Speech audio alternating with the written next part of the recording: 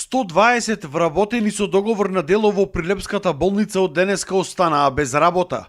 Државата не им ги продолжи договорите. Револтирани тие излегоа на протест. Велат дека иако според договорот за да бидат отпуштени, требало да бидат известени минимум 1 месец пред тоа, но тие биле избркани преку ноќ без никаква најава.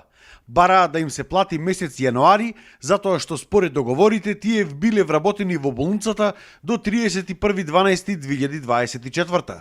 Исто така бараа да им се реши нивниот статус. Некои од нив тука се вработени и по 7 години со договор на дело.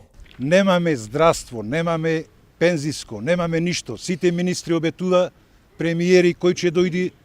Ова е лага, манипулација со нас работниците. И сите да слушна дека психички не убива. Тука останува 120 семејства без работа. Цело време се зборува на телевизиите дека нема кадар, дека недостаток на вработени. Сега кадаро се брка, остануваме без работа. Операциона сала сега ја остават само со 1 болничар од 4 вработени. 3 бевне со договор на дело. Сега веќе поранешните вработени во болницата велат дека ова нема да биде нивни прв собир.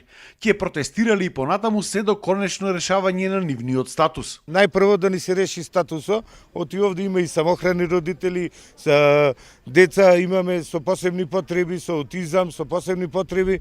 Ова втор пат ми се случува. Порано пред 15 години бев овде 6 години, сега 3 години сум. До кога ќе си игра, после си оделе странство младите, ќе си ода.